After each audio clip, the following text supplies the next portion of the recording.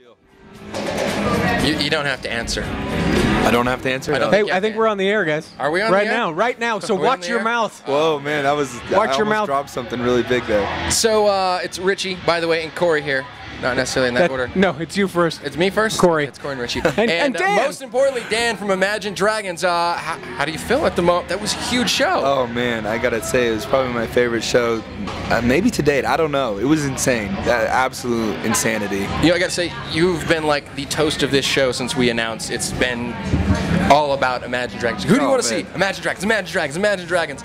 So I can't even imagine that it'd fill. I'm kind of jealous, to be honest. Oh, man, dude, it's all because of you guys. You know, you guys have been supporting from the very beginning, and Utah really, you know, it's partially home. You know, I went to college here, and Wayne grew up in American Fork, and so, you know, when we come here, it feels very warm. And does it feel hometown?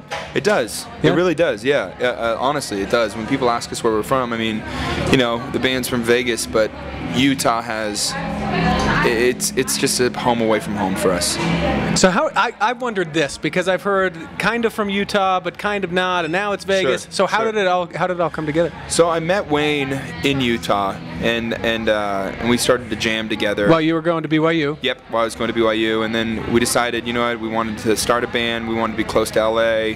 He called up his buddies from Berkeley, convinced them to move to Vegas to start the band. We all moved to Vegas, and a week later we had our first gig with that lineup. And how does that convincing go? Hey, dude, move from Berkeley to Vegas. I got a band idea. I want to play. Berkeley and Vegas couldn't be that different, right? I mean, they're pretty much the same town when you get down to it. They're right next to each other, too, right? No. Yeah, you know, I think Ben was just looking for an excuse to drop out. He had one semester left till he graduated, and Wayne was like, hey, man, here's some demos. And he was like, I don't even need to hear it, man. Let's do it. Let's just go. Yeah. So you start in Vegas, you get a gig automatically, and then the rest, as they say. And then its time comes around.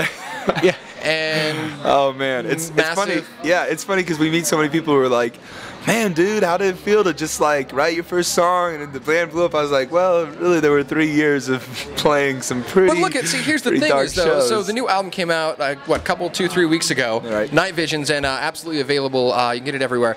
And I've been talking, and I'm just trying to find out what is going to be, you know, the next song that's even bigger than its time. So look, we got the track list here. Which you is it going to be this one? Is it going to be this one? Is it going to be this one? Is it going to be this one? Oh man, you make some. Is it going to be this one? It could be that one. It could be. A lot of people like this one. It could be that one that you're pointing at. It might even be. Are we not going to say titles? Really? This is driving me crazy. No, we're not. No titles.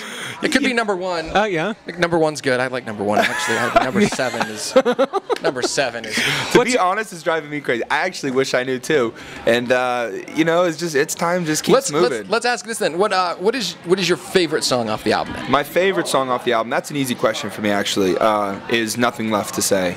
Why? It's, you know, it's just a song that it kind of encompasses a lot of, you know, darker emotions for me, but also has a little bit of an uplift for me. You know, there's a real story behind that one, and it came from, you know, coming out of a rough period in my life, and so every time I play it, I really go back, and it's an awakening for me. You know, every show, it's kind of, we play that song, and I kind of feel like, you know what, like... What's the rough time? Will you talk about it?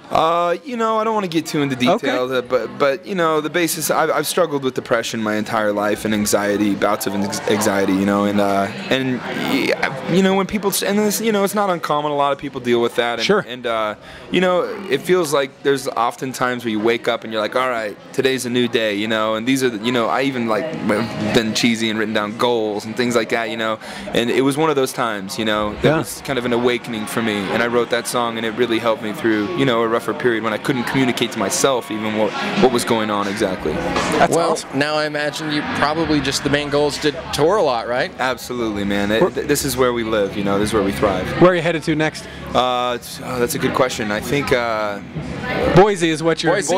Boise, yeah, that shows yeah, you. yeah, Boise. I don't even know what day of the week it is, to be honest with you. It's Saturday. Saturday. Is it Saturday? It's Saturday. It is It's Saturday, yeah. Okay. I hope it's Saturday. Oh, man. There's some people dancing outside that are... Oh, They stopped flirting with you through the glass. Are you married? I am married, yes. Are you really? I am, yeah. Show her the ring. Hold it up. She's with a guy, though. She could be like... He doesn't care. He doesn't care. Oh, man. I don't know. I think she gave you back a different finger than you showed her. Yeah, I think so, yeah. But I think it was love. I think you can interpret that finger in many different ways. So, Dan, thank you so much. Thanks for coming out and supporting us.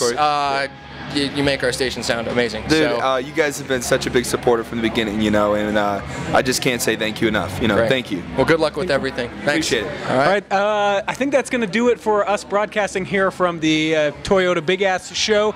Still time to come down and get tickets. You can get them at the door only. It's cash only. Still time for Neon Trees. Yeah, Neon Trees. Still hasn't even hit the stage yet. You can still go see. Dan, I was just hanging with Brandon backstage, man. I love those guys. I'm excited to go check them out. So come down and do it. We're at the Gallivan Center downtown Salt Lake. Back to you in the studio. It's Corey and Richie on X96.